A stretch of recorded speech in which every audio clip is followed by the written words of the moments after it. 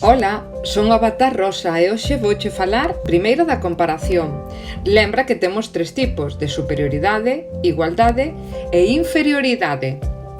Como se fai a estrutura comparativa de superioridade? Pois, primeiro sempre o adverbio máis, ao lado dun adxetivo, e despois as partículas do que, cando haxa un verbo, que, cando haxa un infinitivo, ca, cando despois teñas un pronome, e nos demais casos podes usar ca ou que. Por exemplo, é máis alto do que pensaba. Gústame máis ler que pintar. Ana é máis alta ca ti e Ana é máis guapa ca a ou ca con acento veciña.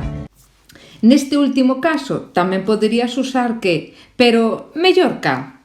Así que, moi importante, os verbos levan as formas en o, do que, acórdate, ese o aparece en do que e na palabra verbo ao final, así que relaciona. E cos pronomes sempre ca.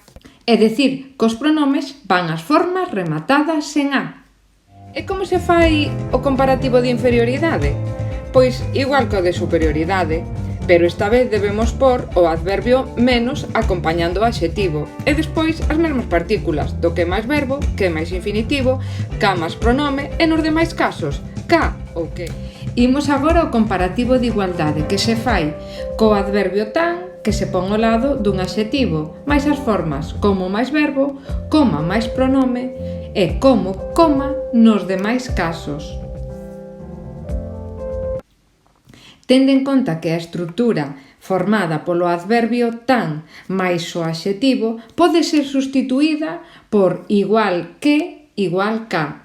E igual, tendo en conta que é un adxetivo, é dicir, que tedes dúas estruturas alternativas. Desa maneira podo dicir é tan alto como Pepe ou é igual que Pepe ou igual que a Pepe. Imos cos exemplos de comparativo de igualdade. É tan alto como pensas, como máis verbo, é tan divertido como ler, como máis infinitivo, é tan alto como a ti, coma máis pronome. Nos demais casos, como, coma a amiga. Como pista, voume converter no monstro das galletas, pero en vez de comer galletas, vou comer verbos, e entón vou dicir como verbos, como verbo, coma ti, como máis verbo e coma máis pronome. E isto levado ás outras estruturas sería do que máis verbo e ca máis pronome, sempre as formas en o con verbos e as formas en a con pronomes, que che quede moi clariño. Que me dicides das CRT que víamos o ano pasado e as que lle chamábamos as Cristiano Ronaldo tontas? Era unha pista. Pois son as condicionais de relativos temporais onde debemos usar mellor coma. Coma se, coma quen, coma cando. E nisto das comparacións temos dúas estruturas, a estrutura analítica e a estrutura sintética. A analítica faise con dúas palabras, máis menos, máis o adxetivo.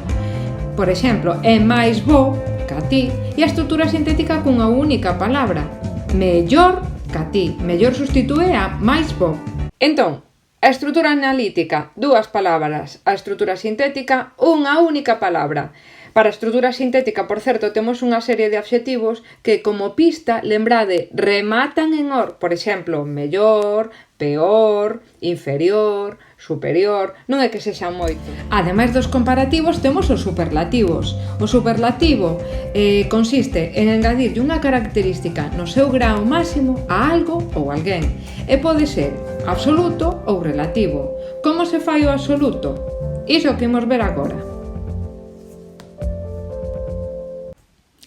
A estrutura sintética faise engadindo as terminacións ísimo e érrimo ao adxetivo, por exemplo, grandísimo ou paupérrimo, que significa moi pobre.